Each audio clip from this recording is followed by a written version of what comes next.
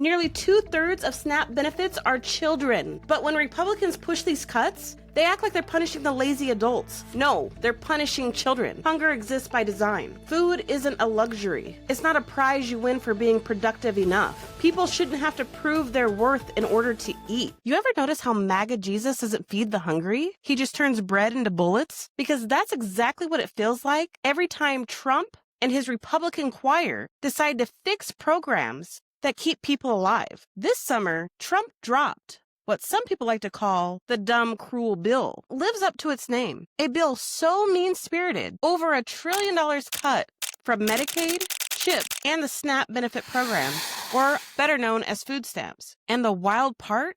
They're calling it reform. But what it really is a declaration of war against the working class people. SNAP, the modern version of food stamps, have been around since the Great Depression. It was made permanent in 1964 and went national in the 70s. For decades, it has been the backbone for families who work hard but still can't afford to feed their families in the greatest country on earth. But almost from the start, this program has been a punching bag. Not just for Republicans either. Bill Clinton got the ball rolling when he proudly announced the end of welfare as we know it, which really meant make poor people perform for their supper. Since then, both parties have kept this twisted little tradition going, where the people with the least have to jump through the most hoops to eat. Trump's new version of this cruelty takes things even farther. He and his billionaire buddy, Elon Musk, decided the best way to help struggling Americans was to cut their health care and food benefits. And because simply cutting wasn't enough, they added new work requirements. Now veterans, yes, veterans, people who are homeless, young adults aging out of foster care, are being told they have to earn their food stamps through more work. Same goes for older people,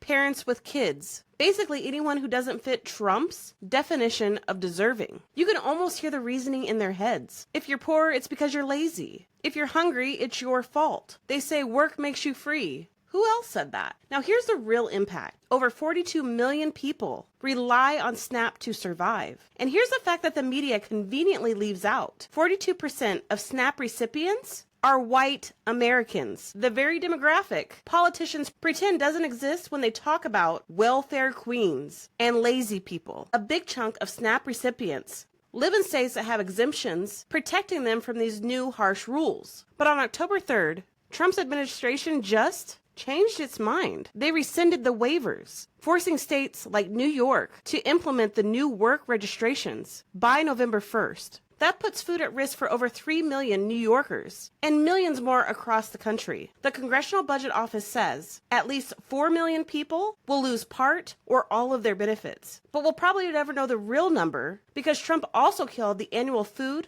insecurity report. They don't even want to count the hungry anymore. It's like walking past someone begging for change and pretending like you don't even see them. The Trump administration just made that a national policy. No more bring your hungry, bring your poor to the United States of America. And all of this is happening right before winter, when families are already stretched thin, choosing between heating bills and dinner. The same politicians who call themselves pro-lifers have no problems letting kids go hungry, as long as it makes their budget spreadsheets look neat. The thing is, most people on SNAP benefits already work. They're not just sitting around doing nothing. They're cashiers, delivery drivers, home health aides, warehouse workers, and the people who keep the economy moving while barely making enough to survive it. But work requirements make it sound like poor people are just freeloading, when in reality, they're the ones working the hardest. All these rules do is make it harder for them to qualify. More paperwork, more proof, more time off of work, just to stand around in government lines. Who's got the luxury of sitting on hold with a federal government agency for 3 hours when you're already juggling 2 part-time jobs and a kid at home? And the cruelest part? Nearly 2/3 of SNAP benefits are children. But when Republicans push these cuts, they act like they're punishing the lazy adults. No, they're punishing children. The truth is that they've been waging this war for decades. A war not on fraud, not on dependency, but on empathy, because empathy costs money. And the people making these decisions don't want to admit that in a country as rich as ours, hunger exists by design. Food isn't a luxury. It's not a prize you win for being productive enough. People shouldn't have to prove their worth in order to eat. In ancient Rome,